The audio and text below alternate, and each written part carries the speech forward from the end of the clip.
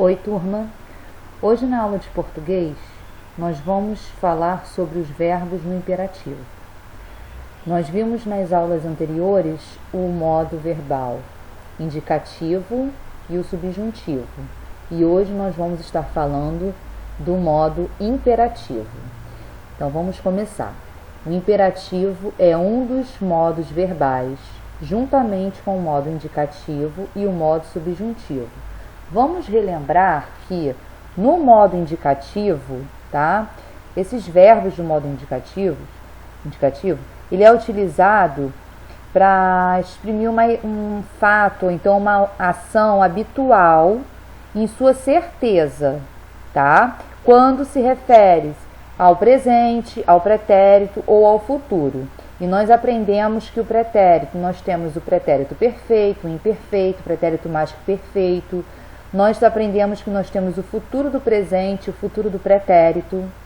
No modo subjuntivo, nós vimos que esse modo é aquele que apresenta o fato e a ação, mas de maneira incerta, imprecisa, duvidosa, não é uma coisa exatamente certa. Então, tem lá uma incerteza nesse modo verbal. Bom, então vamos falar do imperativo. Assim, a ação transmitida por um verbo no imperativo é um pedido, um convite, exortação, ordem, um comando, um conselho ou uma súplica. O que é exortação? É uma advertência, tá? Então, a principal característica desse modo no imperativo é isso, é uma ordem, é um comando, tá bom? O imperativo se divide em imperativo afirmativo e imperativo negativo, sendo conjugados de forma diferente. Em ambos não existe flexão na primeira pessoa do singular, eu. Então não tem a primeira pessoa do singular no imperativo, tanto afirmativo quanto no negativo. Então eu coloquei aqui para vocês. No imperativo afirmativo, a ordem, pedido, convite, conselho, exortação, que foi o que eu falei aqui, que é uma advertência, é feita através de uma afirmação. Então, olha aqui, eu coloquei o exemplo do verbo parar.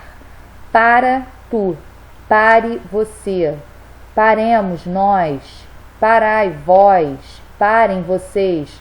Percebam que aqui está sempre se referindo a uma ordem, tá? Aqui o verbo trazer.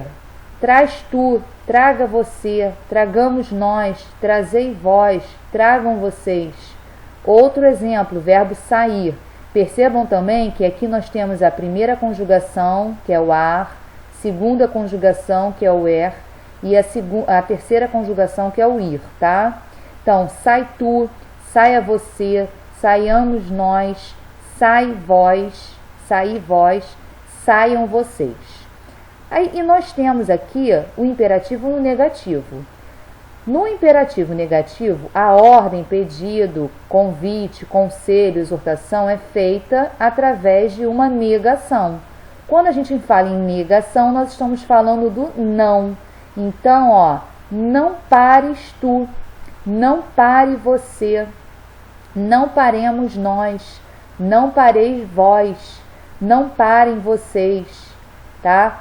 E coloquei aqui também, na segunda conjugação, não tragas tu, não traga você, não tragamos nós, não tragais vós, não tragam vocês. Na terceira conjugação, verbo sair, não saias, tá? Aqui, na segunda pessoa, não saia, não saiamos, não saiais, não saiam. Então, coloquei aqui alguns exemplos, tá, do modo imperativo. Pare com essa brincadeira. Pare. Tá fazendo... Tá querendo dizer o que com isso? Tá falando... É uma ordem. Jogue o lixo fora, por favor. Resolva esse problema rápido. Vai fazer o trabalho de casa. Aqui. E... sai da frente, para. Então, todos esses daqui são exemplos do verbo no modo imperativo. Então, o que vocês têm que ter em mente é o seguinte, o verbo no modo imperativo, ele sempre vai mostrar pra gente uma ordem, tá? Exatamente como a tia colocou aqui, ó.